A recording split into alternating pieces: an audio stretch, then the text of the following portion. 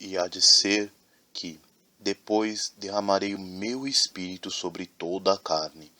E vossos filhos e vossas filhas profetizarão, e vossos velhos terão sonhos, e vossos jovens terão visões. Joel, capítulo 2, versículo 28. O profeta Joel é conhecido historicamente como profeta do avivamento. Seu livro trata muito sobre o arrependimento e conta uma história de um período de Israel onde o povo se volta contra o Senhor. E então começam a sofrer as consequências de sua perversão. O profeta então se levanta para proclamar ao povo a palavra de Deus. E a palavra que Deus ordena para Israel não é outra, senão arrependimento. Deus ordena ao povo para voltar aos seus caminhos e voltar a buscar a sua presença. Com a deserção do povo, vêm então as pragas sobre aquela terra. Aquela terra começa a ser assolada por 4 pragas. A palavra de Deus diz que os campos foram assolados por uma praga de lagartas, e que o que a lagarta não comeu, uma praga de gafanhotos comeu, e o que os gafanhotos não comeram, a locusta não comeu, e o que a locusta não comeu, o pulgão comeu. A lagarta é o primeiro estágio da vida de alguns animais, e é a primeira praga a ser mencionada no livro do profeta. A lagarta se alimenta vorazmente das folhas das plantas e também dos frutos enquanto estes ainda estão em manutenção. Ou seja, elas comem os frutos das árvores antes mesmo desses se formarem. A segunda praga mencionada é a de gafanhotos. Estes se alimentam de folhas e também de cereais. Eles ainda são onívoros, o que quer dizer que possuem um sistema digestivo capaz de se alimentar de diversos outros tipos de alimentos, dependendo da sua necessidade. A terceira praga é a locusta, uma espécie de gafanhoto com hábitos migratórios, capaz de devastar tudo aquilo por onde passa. A quarta praga é o pulgão, um inseto muito parecido com um percevejo ou uma formiga voadora. Este último se alimenta da seiva da planta e árvores. Então, estes 4 sozinhos devastaram os frutos dos pomares, as plantações de grãos, as hortaliças, a grama dos pastos que alimentavam os animais e ainda enfraqueceram as estruturas das árvores, impedindo assim que novos frutos pudessem nascer futuramente. Em uma cidade daquele tempo, que assim como muitas outras, até mesmo nos tempos de hoje, vive e depende da agricultura e pecuária, este quadro mostra um estado de calamidade. Os ataques das pragas eram tamanho que o profeta Joel compara ao ataque dos gafanhotos com um ataque militar que devasta tudo por onde passa. Toda essa devastação veio por consequência das transgressões do povo. O povo abandonou a Deus e deixou de seguir seus caminhos. Muitas pessoas sempre se perguntam o porquê Deus faz isso com sua própria nação, contra aqueles com os quais ele diz se amar e se importar. Isso em nada mostra que Deus não ama o seu povo, mas justamente o contrário. Pois a palavra de Deus diz que Deus corrige aquele que ele ama e castiga todo aquele que ele conhece por seu filho. Isso está lá em Hebreus, capítulo 12, verso 6. Veja o exemplo da Arca da Aliança. Em 2 Samuel 6, Davi está trazendo a arca de volta para Israel, pois a mesma havia sido levada em uma batalha.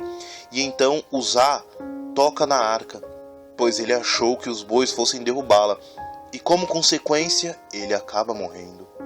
Existem algumas teorias sobre o porquê Uzá morreu, mas todas elas giram em torno da desobediência. Ele não poderia ter tocado na arca por algum motivo. Uzá era um servo do Senhor. Qualquer que fosse o motivo apresentado aqui do porquê ele não poderia ter tocado na arca, seria plausível, já que ele de alguma maneira desobedeceu a Deus. Mas se voltarmos um pouco à história, veremos que a arca havia sido roubada pelos filisteus e teria sido levada para suas terras a fim de que eles fossem prósperos e vencessem as suas guerras. Mas em momento algum é relatado que alguém morreu ao tocar na arca, pois se alguém tivesse sido morto, se algum filisteu tivesse sido morto por causa de que tocou na arca, a arca jamais teria sido levada pelos filisteus. E os mesmos não iriam tocá-la, sabendo que alguém já morreu por fazer isso antes. Estamos falando de um povo que perseguiu e matou os israelitas. Um povo que perseguiu aqueles que são tidos como servos de Deus, aqueles que seguem os seus mandamentos. Mas então, por que um servo do Senhor não poderia tocar a arca de forma indigna, mas vários ímpios a tocaram sem sofrer consequências? A resposta é que as leis que Deus dá são para os seus filhos e não para aqueles que não o seguem. Deus corrige aquele que Ele ama. Então, se Deus nos corrige, significa que Ele nos ama. Ele nos corrige e tenta nos mostrar a todo instante qual caminho devemos trilhar. Mas quando passamos a seguir nossos próprios corações, abandonamos seus mandamentos e passamos a seguir a nossa própria vontade. Deus não aceita que um filho seu se afaste de sua presença. Ele faz tudo o que está ao seu dispor para nos trazer de volta para a sua presença, de volta para a sua casa, de volta para os seus caminhos. Ele não desiste de mim nem de você. Então, quanto mais cedo você volta para a presença de Deus, mais cedo você pode viver o avivamento que Deus tem reservado para a sua vida. Esta segunda fase também é descrita no livro de Joel, onde Deus diz que irá derramar o seu Espírito sobre sua nação, e que os vossos filhos e vossas filhas profetizarão, os velhos terão sonhos, os jovens terão visões. Essa promessa trata de um quadro bem diferente daquilo vivenciado por Israel. Esse quadro é o oposto de tudo aquilo que o povo estava vivendo. Pois para você ter sonhos no sentido descrito aqui, você precisa ter uma perspectiva de futuro.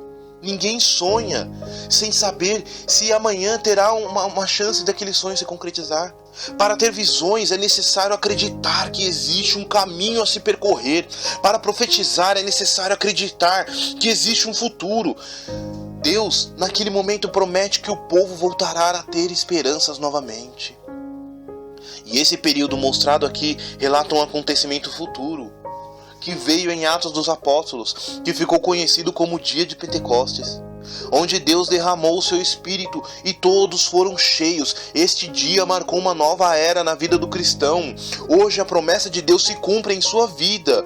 Hoje Deus está te dando sonhos, Deus está te dando visões e te convida a profetizar em sua vida, profetizar as bênçãos do Senhor, profetizar a vitória sobre a sua vida, sobre a sua casa, sobre a sua família. Deus te chama para sair da inércia e vir para fora, não como um morto ou como um derrotado, mas como um vitorioso, como um herói de guerra que marcha com pés firmes diante da dificuldade. Deus te convida a profetizar, pois quando você profetiza, você entrega a sua causa nas mãos de Deus, você declara a vontade de Deus sobre a sua vida. Deus te convida a sonhar, pois se você sonha, então você sente motivos para viver. Você não tem propósito algum para o seu futuro. Deus está te dando um novo futuro. Deus te dá novas visões, pois é através da visão que você será capaz de atingir a vontade dele na sua vida, e é através da sua visão que você irá contemplar as bênçãos de Deus sobre a sua vida.